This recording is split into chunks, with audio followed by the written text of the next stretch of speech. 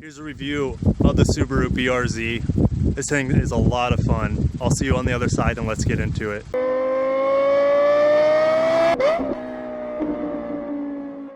Guess what, guys? I don't think I'll have to do a voiceover because the wind isn't too bad, so bear with me with the little bit of wind noise that we have today. Onto the voiceover. Due to the ridiculously obnoxious wind, it was so calm for a second. It got my hopes up, and then it just came, and that's what happened. So this is the BRZ. It is Subaru's offering from the joint venture with Toyota. The Toyota 86 and the BRZ are both manufactured in the Subaru plant called Gunma. Has been produced since, I believe, 2012, and there hasn't been that many changes in the past 7 years or so. This BRZ, which stands for, and this is something I learned, it stands for Boxer Engine for B, Rear Wheel Drive for the R, and Z stands for Zenith. And it sets apart from its Toyota brother with a different front end, which includes different lights, different grille, different headlights. I think the front end of this vehicle looks really good, but I'll put a picture up of its Toyota brethren as well. I just love the simple styling of this vehicle. It's very, it's up my alley. I'll just say that. There's those daytime running lights, which look kind of cool on the camera. As you can see, they look like they're pulsating a bit. Now, I love these wheels. I don't know, these are 17-inch wheels. I don't know if they are a part of this particular limited package. Those Brembo brakes look awesome. The side profile of the car is very plain. It's kind of it looks like a sleeper in some ways. As we pause here, I don't know what to think of this little inlet here on the front fender. It's not functional in any way. It's kind of tacked on. I don't know. I don't know what it does for the car, but I guess it adds a little bit of style. And those mirrors, yes, they're dirty. It's wintertime here in the Midwest, but those mirrors are very plain. And that's okay. It would be nice.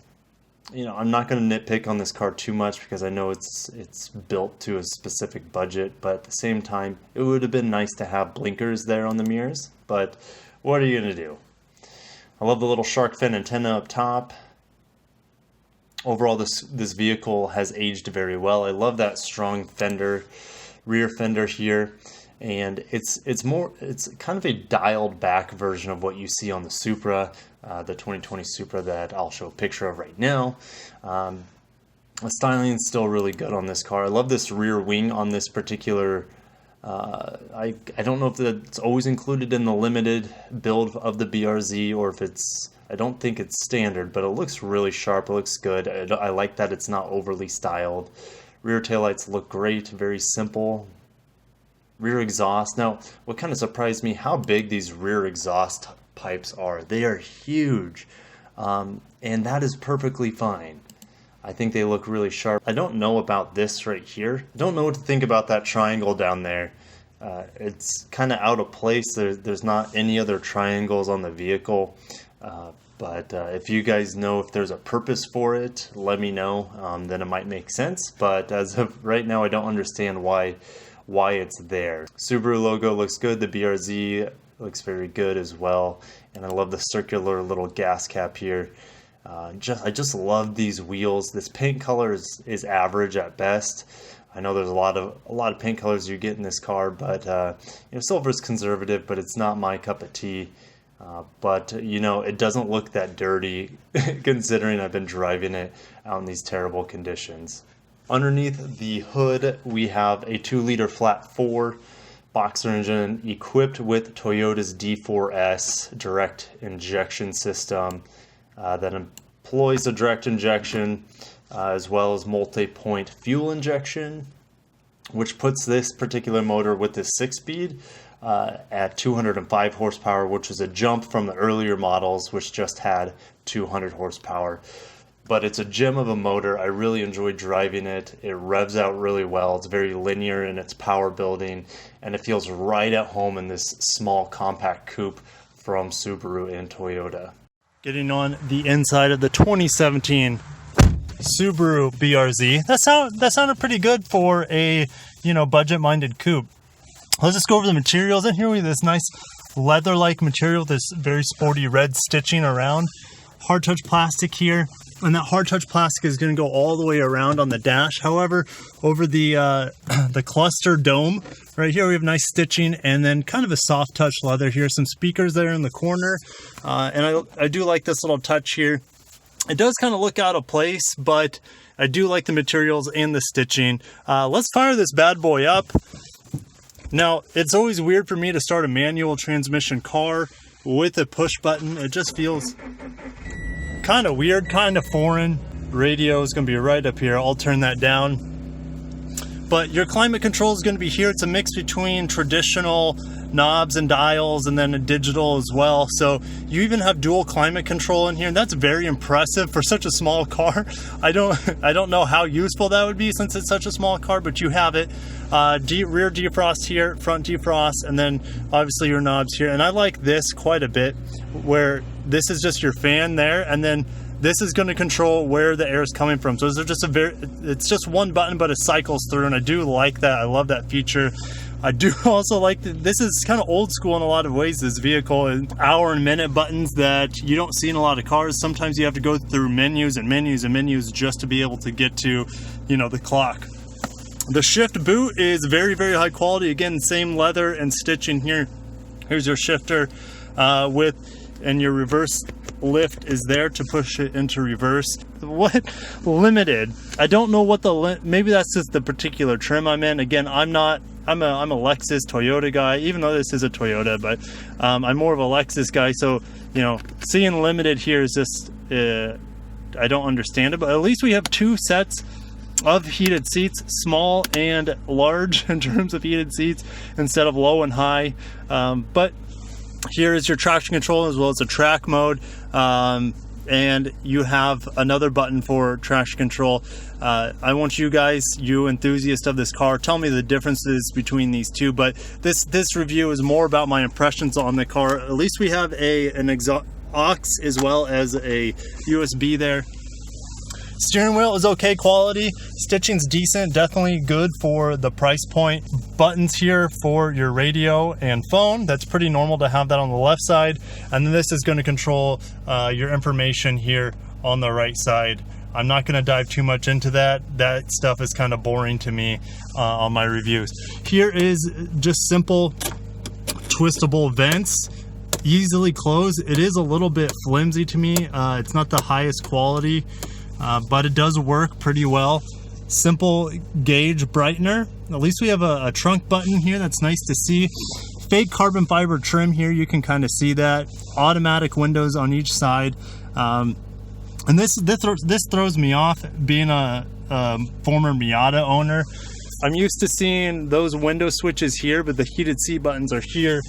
And then the window switches are over here. It's fine. It's easy to get used to. We do have power mirrors, which is a nice feature. I do appreciate that. This particular car does not have a sunroof, but we do have Alcantara. You can see in the back seats, which most people would not be able to fit back there.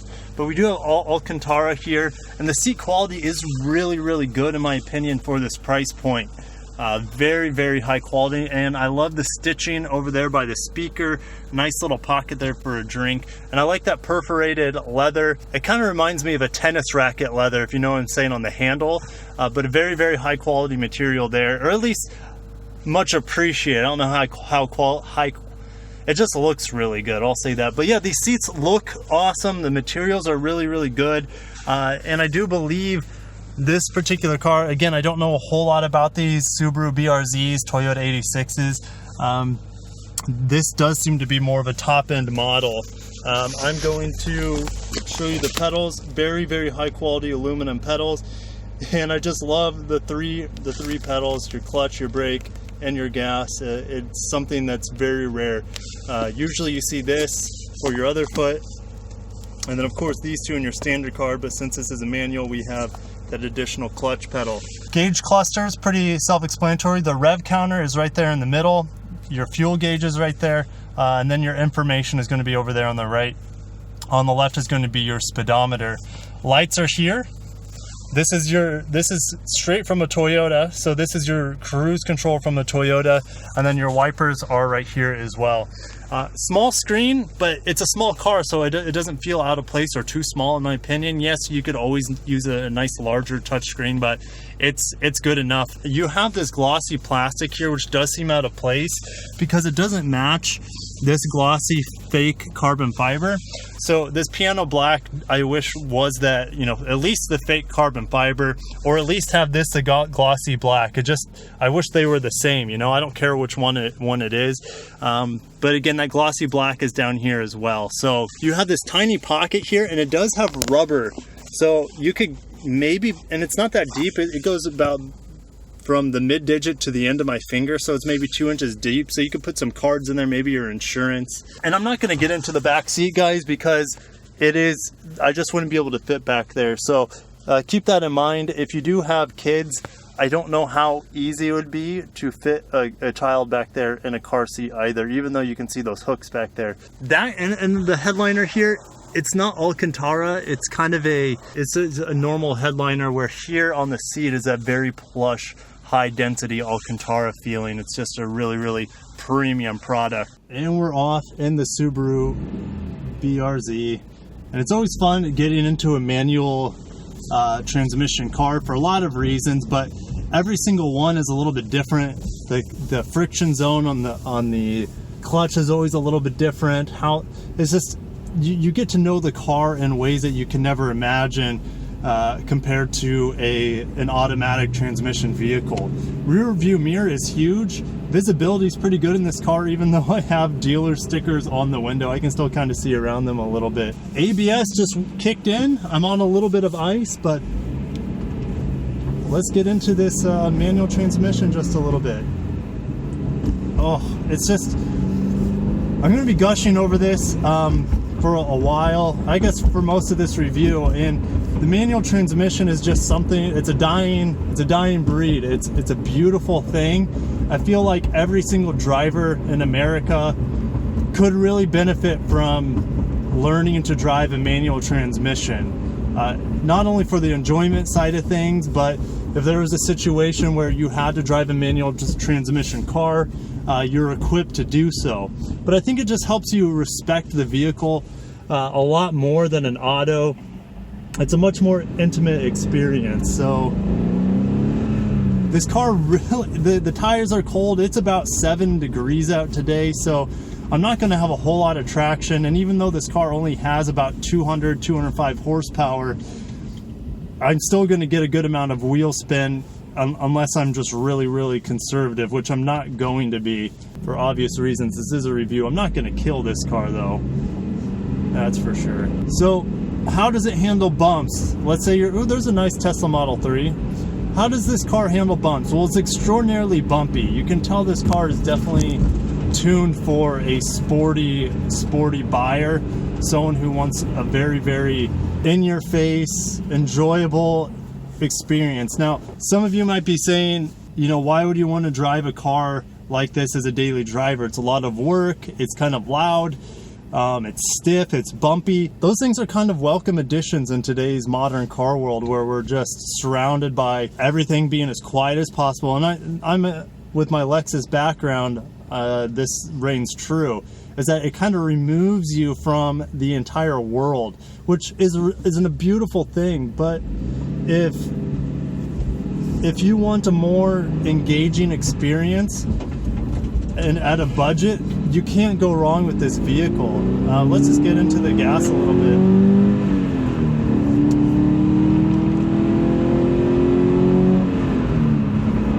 Beautiful. It's just, and this is just one of the most rewarding cars you can buy right now. And this being a 2017, it's on the used market. I got the price right here, just under $24,000. It's got 9,500 miles, so very low miles. It is about a year old. It feels like a brand new car. It looks like a brand new car. The styling on this car is great. How does it driving here on the freeway? I'm going about 50 miles an hour. I have it in 5th gear. The road noise is kind of loud, but what's more loud is that you always hear this boxer engine, and they want that for a reason. They want this car to be, you know, very, you want to be in tune with it. And one of the good ways to be in tune with your vehicle is to be able to hear it, where the RPMs are. You don't always want to be looking down at the, you know, the rev counter to know where your RPMs are. Hearing it is part of the experience, and it engages you more into the vehicle. But the road noise it's definitely acceptable in my opinion. And it does fit with this car really well. I'm not going to ding it a whole lot for that. You don't have a choice of ever having a quiet car with this BRZ. It's never going to be a quiet car. So if you want a very calm, relaxing experience, this is probably not the right car for you. And it doesn't auto downshift. So I'm going to try to rev match my downshift from 5th. And I'm not used to this transmission yet. And the stick doesn't slide around that great. There's a pretty good downshift there. There is a perfect downshift, and it's pretty rewarding. So I'm going about 65 here in 4th. There's a big semi going about 75 there. Holy crap, that's kind of scary in a car this small, but that semi would have killed any car. But we're just gonna dig out of 4th gear here, full throttle. There's 5th, there's 6th. So it's got plenty of pep on paper, and over the years I've always saw this car as underpowered. I don't feel that way after driving it now. It feels very adequate for the car, and it gives you the right experience. If this car had a little bit more horsepower, I feel like it would overwhelm the vehicle a little bit. It's just so light. We're gonna accelerate again here in a bit. We're gonna downshift to 4th. There's a good downshift. It's kind of double clutched it there, but here we go. Full throttle.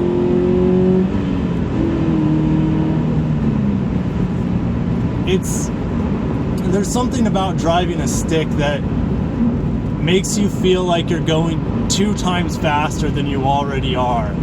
It's an experience that I know a lot of you who either drive a stick daily or have had a lot of experience with a stick shift, that because it is such an engaging experience, it feels faster. It feels like it handles better because you're just doing everything in conjunction with the car. It's just such a pleasurable and engaging and enticing experience. There are some rattles, and this goes just to the budget-minded price point of this car. There are some rattles in it. I do hear some of the plastic around the vents kind of rattling here and there. We're in 2nd, around the corner, full throttle.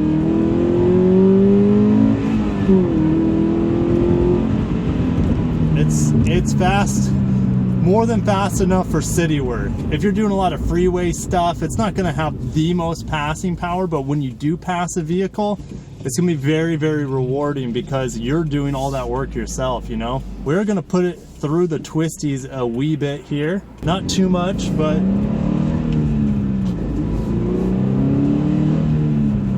it has a the sound isn't amazing, but it's good. It matches the car real well. It does have kind of a tinny feeling or tinny sound at the very top end. Downshift to 2nd. I'm gonna push it. Oh gosh. This thing is so low to the ground. It does remind me a lot of my 91 Miata that I had. And I'm not going to push it much more than that just because it's cold out. But it was very, very... it handles better than 99% of the cars on the road today. Because most cars on the road today are crossover SUVs that their primary goal and focus is to carry a lot of stuff and to sit up high and to have all-wheel drive. This car is extremely countercultural to everything we have here in America. I wouldn't say extremely, right, because people like fast cars in America, but it's extremely counter-trendy right now in America because of the SUV craze that we have going on right now. But I tell you what, for the price point, and the lack of competition, the only other car that is going to be similar is going to be the Miata, but the Miata is probably going to cost a little bit more. If you don't know, the Miata is also called the MX-5 from Mazda. So, but it's a very, very enjoyable experience in this car. And I used to daily commute in a manual transmission in a Miata. So this car does speak to me. It speaks to my soul quite a bit. And I'm sure it does for a lot of people. So I think Toyota and I'm just going to do my summary in here. I'm not going to be outside. It's so dang cold. Overall, this Subaru BRZ and its counterpart, the Toyota 86, formerly known as the Scion FRS, I should say, they're amazing vehicles. And I would say this car would be good for a single person, boy or girl, man or woman, who want a more engaging driving experience. This would be a great car to learn how to drive a stick shift on. And it looks good. I love the looks of this car. There's no way you can not consider this if you're in the market for a manual transmission vehicle. I know the biggest competitor to this is going to be the MX-5 Miata, but this has more versatility to it. You have a back seat, which is probably going to double as another trunk, to be honest. And you just have more cargo capacity out of this vehicle. Has a little bit more horsepower, but it is a bigger vehicle as a result. Handling is exceptional. Braking is really good. The gearbox, I would give it probably, the clutch is pretty good in my experience. This gearbox, the shifter, I would give it a B+ or an A-. I love the short throw shift. The short throws in my 91 Miata, that felt much more buttery smooth. This has a little bit more resistance to it and longer throws, but it's still very rewarding, very satisfying. Overall, you can't go wrong with this vehicle. It's going to be extraordinarily reliable. It's going to be fun to drive, very rewarding experience for you. But I want to hear from you guys. I'll see you in the comments below, especially you owners of this vehicle or even the Toyota variant. Tell me your experience with the vehicle. How reliable has it been? How enjoyable? How much do you love your vehicle? What are some things that you don't like about it? Hit that like button, guys. I know I'm kind of ranting at this point, but there's just a lot to say about this vehicle, and it evokes a lot of emotion. So I'm just kind of, puking out of the mouth my feelings. But I'll see you guys down below and in the next video. Peace.